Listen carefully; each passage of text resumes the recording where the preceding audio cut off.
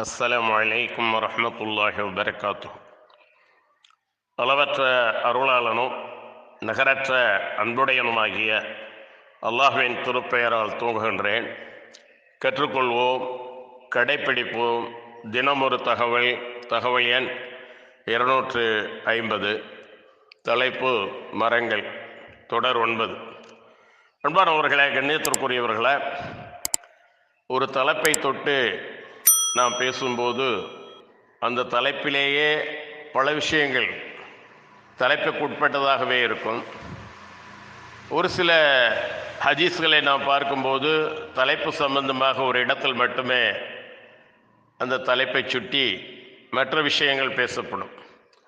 ஆகவே நாம் ஹதீஸ்களை, குர்ஆன் வசனங்களை அதிகமாக ஆர்வத்துடன் அறிந்து கொள்ள வேண்டும் என்பதற்காக நாம் இப்படி தலைப்பிட்டு பேசுகின்றோம். அப்துல்லாஹ் பின் மசூத் ரலியல்லாஹு அன்ஹு அவர்கள் கூறியதாவது, அல்லாஹ்வின் தூதர் ஸல்லல்லாஹு அலைஹி வஸல்லம் அவர்கள் நரகத்திலிருந்து விடுதலை பெறும் மனிதர் குறித்து பின்வருமாறு கூறினார்கள். நரகத்திலிருந்து வெளியேறி இறுதியாக சொர்க்கத்தில் நுழையும் ஒரு மனிதர் சில சமயம் நடந்து வருவார், சில சமயம் தவழ்ந்தபடி வருவார், சில சமயம் நரக நெருப்பு அவரது முகத்தை தாக்கி கரித்துவிடும். இந்நிலையில் அவர் நரகத்தை தாண்டியதும் அதை திரும்பி பார்த்து, உன்னிடமிருந்து என்னை காப்பாற்றிய என் இறைவன் சுபிட்சமிக்கவன், முன்னோர் பின்னோர் யாருக்கும் வழங்காத பாக்கியத்தை அல்லாஹ் எனக்கு வழங்கினான் என்று கூறி இறைவனை போற்றுவார். அப்போது அவருக்கு ஒரு மரம் காட்டப்படும். உடனே அவர், என் இறைவா, அந்த மரத்தின் அருகே என்னை கொண்டு செல்வாயாக, அதன் நிழலை நான் பெற்றுக்கொள்வேன், அதன் கீழே பாயும் நீரை பருகிக் கொள்வேன் என்று கூறுவார். அதற்கு அல்லாஹ், மனிதா, அதை நான் உனக்கு வழங்கினால் வேறொன்றை நீ என்னிடம் கேட்கக்கூடும் அல்லவா என்று கூறுவான். அதற்கு அவர், இல்லை இறைவா, வேறு எதையும் உன்னிடம் நான் கேட்க மாட்டேன் என்று கூறி வாக்குறுதி அளிப்பார். அவரிடம் பொறுமை இல்லை என்பதை காணும் அவருடைய இறைவன் அவருக்கு வாய்ப்பளித்து அவரை அந்த மரத்தின் அருகே கொண்டு செல்வான். அங்கு அவர் அந்த மரத்தின் நிழலை பெறுவார், அதன் நீரையும் பருகிக் கொள்வார். பிறகு அவருக்கு மற்றொரு மரம் காட்டப்படும். அது முதலில் காட்டப்பட்ட மரத்தை விட மிகவும் அழகாய் இருக்கும். அதை கண்டவுடன் அவர், என் இறைவா, இதற்கருகே என்னை கொண்டு செல்வாயாக, நான் அதன் நீரை பருகி அதன் நிழலை அடைந்து கொள்வேன். இதை தவிர வேறு எதையும் உன்னிடம் நான் கேட்க மாட்டேன் என்று கூறுவார். அதற்கு இறைவன், மனிதா, வேறு எதையும் கேட்க மாட்டேன் என்று நீ என்னிடம் முன்பு வாக்குறுதி அளிக்கவில்லையா? அதன் அருகில் உன்னை நான் கொண்டு சென்றால் வேறொன்றை என்னிடம் நீ கேட்கக்கூடும் அல்லவா என்பான். உடனே அவர், வேறெதையும் கேட்க மாட்டேன் என்று வாக்குறுதி அளிப்பார். இறைவனும் அவரிடம் பொறுமை இல்லை என்பதை கண்டு அவருக்கு வாய்ப்பளித்து அவரை அதன் அருகே கொண்டு செல்வான். அவர் அதன் நிழலை அனுபவித்து கொண்டு அதன் கீழ் ஓடும் நீரையும் அருந்துவார். பிறகு சொர்க்கவாசல் அருகே உள்ள மரம் அவருக்கு காட்டப்படும்.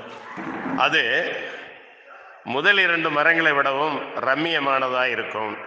உடனே அவர், என் இறைவா, இந்த மரத்தின் அருகே என்னை கொண்டு செல்வாயாக, நான் அதன் நிழலை பெறுவேன், அதன் நீரை பருகிக் கொள்வேன், இதை தவிர வேறெதையும் உன்னிடம் நான் கேட்க மாட்டேன் என்று கூறுவார். அதற்கு இறைவன், மனிதா, வேறெதையும் நான் கேட்க மாட்டேன் என்று முன்பு என்னிடம் நீ வாக்குறுதி வழங்கவில்லையா என்று கேட்பான். அதற்கு அவர், ஆம் என் இறைவா, இந்த தடவை மட்டும் இனி இதனன்றி வேறு எதனையும் உன்னிடம் கேட்க மாட்டேன் என்று கூறுவார். இறைவனும் அவரிடம் பொறுமை இல்லை என்பதை கண்டு அவருக்கு வாய்ப்பளித்து அவரை அதன் அருகே கொண்டு செல்வான்.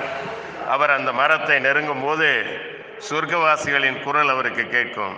உடனே அவர், என் இறைவா, சொர்க்கத்துக்குள் என்னை அனுப்புவாயாக என்பார். அதற்கு இறைவன், மனிதா, ஏன் என்னிடம் கோருவதை நிறுத்தி கொண்டாய்? உலகத்தையும் அது போன்ற இன்னொரு மடங்கையும் உனக்கு நான் வழங்கினால் உனக்கு மகிழ்ச்சி ஏற்படும் தானே என்று கேட்பான்.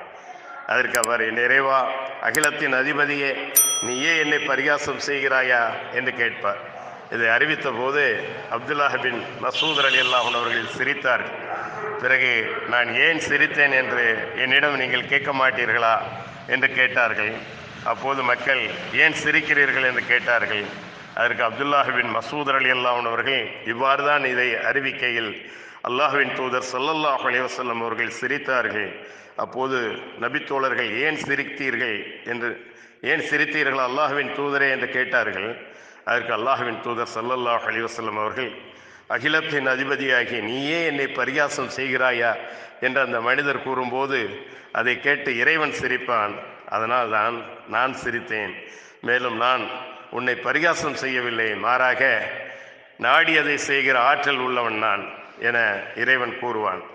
இவ்வாறு கூறி அவருக்கு சொர்க்கமும் அதில் உள்ள சுகபோகங்களும் அவர் எண்ணுவதெல்லாம் அவருக்கு கிடைக்கும் என்றும் வேறு ரிவாயத்துகள் வந்திருக்கிறது. இச்செய்தி சஹீஹுல் முஸ்லிமில் 310வது ஹதீஸாக பதிவு செய்யப்பட்டிருக்கிறது. அன்பானவர்களே, கண்ணியத்திற்குரியவர்களே, அல்லாஹ் சுப்ஹானஹு வ தஆலா சில பாவங்களின் காரணமாக நரகத்தில் போட்டு சுத்திகரித்து எடுத்து ஏக இறைவன் ஒருவன்தான் என்று நம்பி அவர்களிலே பாவம் செய்தவர்களுக்கு இது போன்ற தண்டனைகளை வழங்கிய பிறகு சொர்க்கத்திற்கு அனுப்புவான். அவர்களிலே ஒரு மனிதருடைய செய்தி தான் இங்கே சொல்லப்பட்டது. அல்லாஹ் சுப்ஹானஹு வ தஆலா நரகத்திலும் ஜக்கும் போன்ற மரங்களை படைத்திருக்கின்றான். சொர்க்கத்திலும் மிக இனிமையான கனிகளை தரக்கூடிய வெவ்வேறான சுவைகளை உடைய மரங்களை படைத்திருக்கின்றான். இன்னும் பார்ப்போம் இன்ஷா அல்லாஹ். வாஹிர் தவானா அல்ஹம்துலில்லாஹி ரப்பில் ஆலமீன். அஸ்ஸலாமு அலைக்கும் வரஹ்மத்துல்லாஹி